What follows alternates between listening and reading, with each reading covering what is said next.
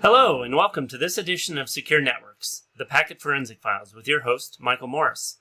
This week's special guest is Matt Chase, Director of Cortex Alliances for Palo Alto Networks. Matt, thank you for joining, and why don't you tell us a little bit about yourself and your background? Hey, thank you so much for having me. This is exciting. So I am the Director of Cortex Alliances for Palo Alto Networks. I've been here for just over a year, and as you probably know, following Palo Alto Networks, there's been a lot of changes and acquisitions and renames, so it's a very exciting place to be. I've been in cyber for about 10 years. I was at RSA Security for a while before this. Okay. Actually on the product that does a lot of packet capture, so I have some history with the space. All right. And it's been great. I have 2 young kids and just got a dog. All righty. Well, again, thank you for taking a little bit of time to spend with us. Thanks. What we're just wanting to do is, get thought leaders in the industry to share some of their insights. And one of the topics I really wanted to hit on today is automation and orchestration is really changing the game for SecOps teams, really to address the issue of overwhelming alarms. But what other key drivers are you seeing as a big reason for uptake in SOAR? Yeah, that's a good question. So SOAR, security, orchestration, automation, and response, if your viewers aren't familiar, is a category that started probably about 4 years ago, fairly new as far as cyber goes. The main focus was to address the proliferation of tools across customer SOCs, right? So when we talk to large customers, they have 20, 30, 40, 50 different security tools and IT tools that they need to connect. And so not only is it about working through all the different alerts, but really understanding the capabilities and the connections with those tools makes the analyst much more effective. So if you have a single place to pull all the data and a single place to affect change, from which to affect change, the SOC operates much more dynamically. The other really interesting one that we see is kind of more human is job satisfaction. And, a lot of SOC analysts, especially at the tier 1 level, are totally overworked, and they're fighting these fires and repeating the same fires over and over again. So understanding that if the machine is capable of taking some of the load off, these guys can focus on the real problems and have a better time at work. Yeah, that's more and more companies are really needing to think about the human toll of their jobs, right? And if you're constantly overwhelmed, it's just unsustainable for the long term. Yeah. Actually, and that kind of leads into my next question. The huge shift in the IT security space is really going on right now with the massive shift of remote workers. Obviously with the pandemic and everything going on. What are you seeing as some of the biggest challenges companies are facing in that front? And what are you hearing them do to solve it? Yeah, that's a very timely question. So Palo Alto Networks is around 10,000 employees. We are based in Santa Clara, California, and we probably have 2/3 of our workforce there. I'm East Coast based, and we have a massive sales force all over the world. So, we understand what it means to work remote. We also sell a remote VPN solution, right? So we're kind of, we're schooled in that tech. But I think the biggest thing that it comes down to is communication. And it's much harder now that you can't, lean over the cube and talk to the guy next to you when you're trying to solve a problem.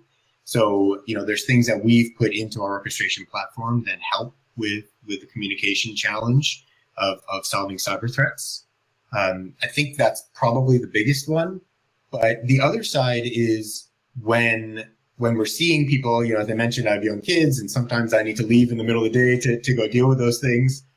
So when people are ready to work, we want to have the work available and presented to that employee. So one of the things that we do in the orchestration platform is we're actually pulling all this data together in near real time and presenting it to the analyst when they're ready to take action on it. They don't need to spend all the time and go figure out all the things that they need to do. So really chunking the work up into actionable pieces, I think, is very helpful in this remote area. Oh, that's a great couple of great examples. Are you seeing some different implementations of playbooks or things they're doing differently with automation because of the being remote? Things that maybe you weren't seeing as much beforehand? Yeah, definitely. So I think a lot of the processes come into place, right? Where one of the really good things about an automation platform is the playbooks codify the process and the connection and the things that need to happen. Some of those things are machine-based and some of those things are human-based. So, really building out a much more defined playbook, I think, will really help the process, especially when people, like I said, can't talk and can't be close to each other. Mm-hmm. Mm-hmm. Well, and that's one thing I noticed in using XOR myself when we do demos and stuff is, it's very customizable for how I need to work for me personally as an individual user. What are some key learnings for our listeners to think about when they're moving to adopting or implementing an orchestration platform? Definitely want it to be flexible, right? You definitely need it to be customizable to fit your business process. As an example, we have, I think it's now over 100 playbooks that ship out of the box with our platform. And I don't know of any customer that takes an out-of-the-box playbook, puts it on their system, and hits go. Right? There's always customization. There's always tweaks.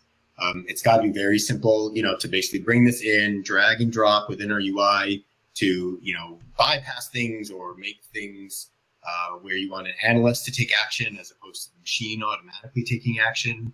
I think those are, probably the biggest things. You really want the system to be able to connect with all the different sources within your environment. So we have 400 different connections within the XOR platform. Certainly, working with your team here, right, getting packet data is huge, right? Being able to extract down files, save off PCAPs for system of record, things like that. You need to make sure that the system has what you want to do. And you also need to make sure that the company that's standing behind it is a solid, big, stable company. I mean, this is a platform that you're going to put in. You're going to put a lot of intellectual property, if you will, into it with like your business process specific for your environment. And you don't want that company going away. You want them investing in the product and investing in the future. Yeah. Well, one of the things I'm really impressed with what you guys are doing is how you're tying it to the many other tools and components of Palo Alto Office that the security teams are already using. Let's talk about APTs, or Advanced Persistent Threats, a bit, and some challenges there. How does automation, or how can automation really help connect the dots of long and complex APTs? That's a really good question, right? So APTs, Advanced Persistent Threats, your viewers probably all know, they are much harder to investigate than, a widespread phishing attack.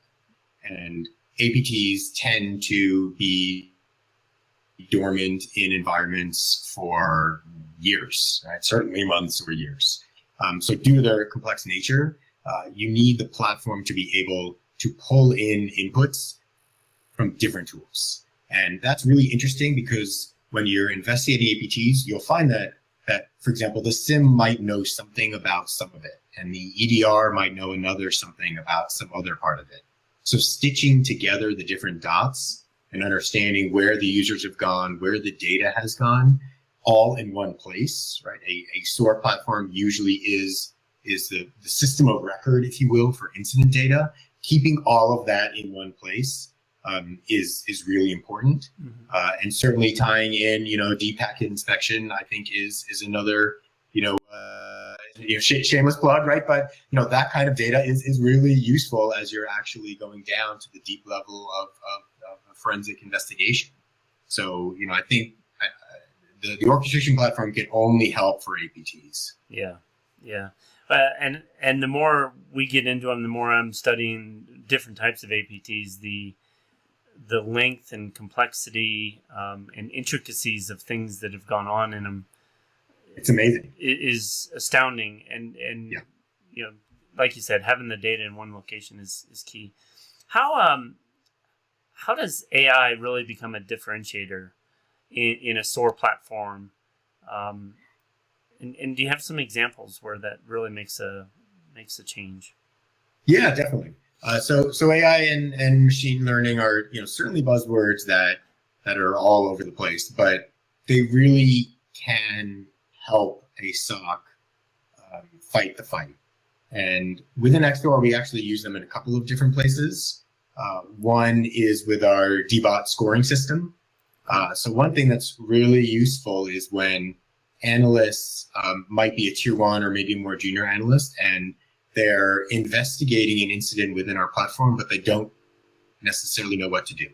And so within our platform, as I mentioned before, we're the system of record for incidents. Mm-hmm. So we have all of the data. And this is really interesting because there aren't other systems that track this data.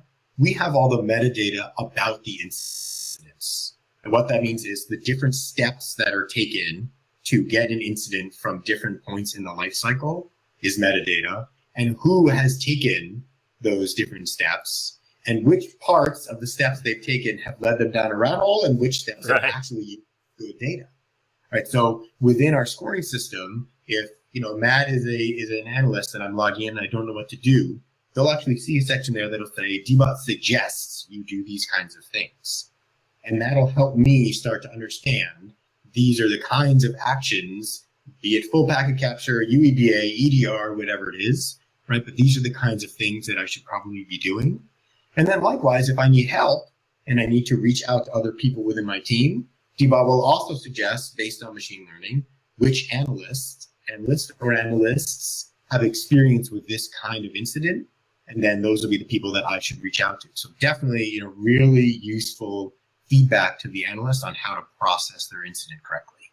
Okay, excellent. Yeah. So Matt, looking out on the horizon, 6 to 18 months, right? Everything's in a bit of chaos right now, but what are the next big things our listeners should be thinking about or looking out for? So we've had a lot of investment in our platform.